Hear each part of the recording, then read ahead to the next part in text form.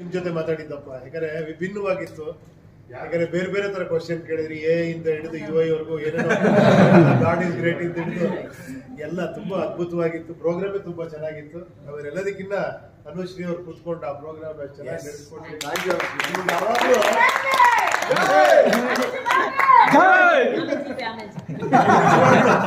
ಏನೋ 3 ದಿಗ್ಗಜರಿದ್ದಾರೆ, 1, 2, 3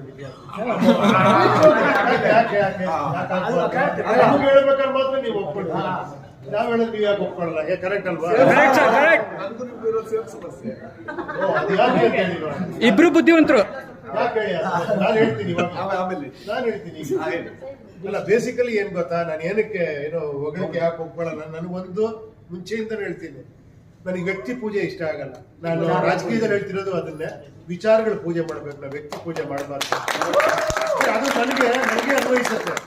ನನ್ನ ವಿಚಾರಗಳು ನೀವು ಇಷ್ಟಪಡಿ, ನನ್ನ ಇಷ್ಟಪಟ್ಟು ಪ್ರಯೋಜನ ಇಲ್ಲ. ಯಾಕಂದ್ರೆ ನಾನು ಒಂದಿನ ಹೋಗ್ತೀನಿ, ಅದಲ್ಲ, ಆ ವಿಚಾರಗಳು ಯಾವತ್ತೂ ಉಳ್ಕೊಬೇಕು. ಇವತ್ತು ಅಣ್ಣವ್ರ ಬಗ್ಗೆ ಯಾಕಷ್ಟು ಮಾತಾಡ್ತೀವಿ ಅಂದ್ರೆ, ಅವ್ರ ವಿಚಾರಗಳು, ಅವ್ರು ಮಾತಾಡೋ ಇದು ಇವತ್ತು ನಮ್ಮ ತಲೆಯಲ್ಲಿದೆ. ಅದು ಯಾವಾಗಲೂ ವಿಚಾರಕ್ಕೆ ಗೌರವ ಕೊಡಿ, ಯಾವಾಗಲೂ ವ್ಯಕ್ತಿಗಳಿಗಲ್ಲ.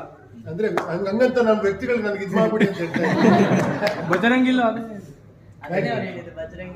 Thank you so much Uppi sir, thank you Raj, thank you Shivanna, and ವಿಶೇಷವಾಗಿ ನಿಮ್ಮೆಲ್ಲರಿಗೂ ತುಂಬಾ ಧನ್ಯವಾದಗಳು.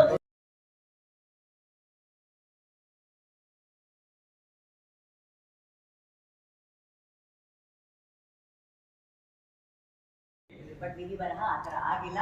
ಆದ್ರೆ ನಮ್ಮ ಕನ್ನಡ ಚಿತ್ರರಂಗದ ಒಂದು ಹೊಸತನಕ್ಕೆ ಓಂಕಾರ ಹಾಕಿ ಪಾತ್ರಗಳ ಮೂಲಕ, ಅಭಿನಯದ ಮೂಲಕ ನಮ್ಮೆಲ್ಲರನ್ನ ಕನ್ಫ್ಯೂಸ್ ಮಾಡಿದ್ರು ಕೂಡ ಮ್ಯಾಜಿಕ್ಕು ಲಾಜಿಕ್ಕು ಎರಡನ್ನೂ ನಮ್ಗೆ ಎಂಟರ್ಟೈನ್ ಮಾಡೋ ರೀತಿಯಲ್ಲಿ ಕೊಡಂತ ನಮ್ಮ ನಿಮ್ಮೆಲ್ಲರ ನೆಚ್ಚಿನ real star, super star Uppi sir.